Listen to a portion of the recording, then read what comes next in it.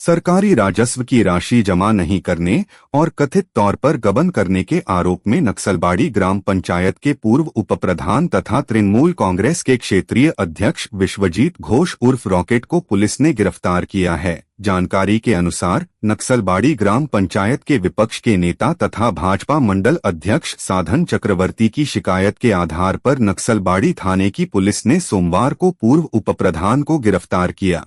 आरोप है कि पंचायत क्षेत्र के बस स्टैंड, होर्डिंग और टोल टैक्स से प्राप्त राजस्व को पंचायत में जमा नहीं किया गया और राशि का कथित तौर पर गबन किया गया। शिकायतकर्ता के अनुसार इस मामले में करीब 2.5 से 3 लाख रुपए की वित्तीय अनियमितता का आरोप लगाया गया है। हालांकि मामले में लगाए गए आरोपों की पुलिस जांच कर रही है। मंगलवार को आरोपी को सिलीगुड़ी महकमा अदालत में पेश करने के दौरान भाजपा नेता और कार्यकर्ताओं ने विरोध प्रदर्शन किया तथा आरोपी के खिलाफ नारेबाजी की। पूरे मामले को लेकर इलाके में राजनीतिक सरगर्मी तेज हो गई है। पुलिस ने मामले की जांच शुरू कर दी है। देखो, दीर्घ 4 বছর ধরে অর্থাৎ বোর্ড যখন পঞ্চায়েত বোর্ড যখন তৈরি হলো, আমরা যখন পঞ্চায়েত প্রতিনিধি হিসাবে নির্বাচিত হয়ে আমরা যখন পঞ্চায়েত অফিসে গেলাম, তখন থেকে প্রতিনিয়ত দম বন্ধ হয়ে আসছিল এই রকেটের তাণ্ডবে, উপপ্রধানের তাণ্ডবে। দম বন্ধ হয়ে আসার কারণে প্রত্যেক নকশালবাড়িবাসী যেভাবে রকেটের দ্বারা অত্যাচারিত হয়েছে, উপপ্রধানের দ্বারা অত্যাচারিত হয়েছে, তৃণমূল কংগ্রেসের দ্বারা অত্যাচারিত হয়েছে, তার দরুন কিন্তু আমরা ফল পেয়েছি ভোটেই। এই উপপ্রধান নিজের পঞ্চায়েত অফিসকে নিজের ব্যক্তিগত সম্পত্তি বলে মনে করত।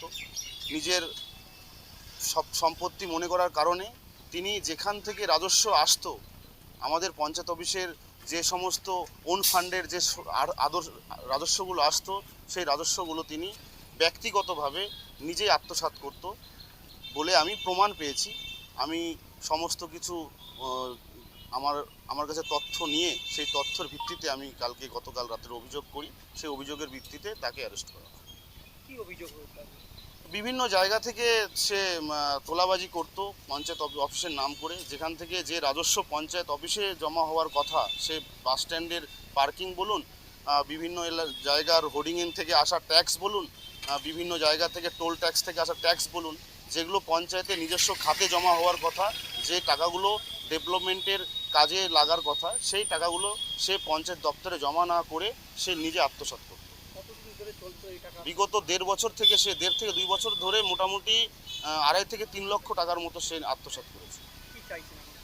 উপযুক্ত শাস্তি হোক। সরকারি সম্পত্তি, সরকার যে জনগণের ট্যাক্সের টাকা, যে টাকায় জনগণের উন্নয়ন হতো, যে টাকায় হয়তো বিভিন্ন এলাকায় পথবাতি জ্বলতো, বিভিন্ন এলাকায় হয়তো রাস্তাঘাট নির্মাণ হতো, সেই টাকায় সে নিজের ব্যক্তিগত প্রপার্টি বৃদ্ধি করেছে, ব্যক্তিগত সম্পত্তি বৃদ্ধি করেছে, ব্যক্তিগত কাজে লাগিয়েছে।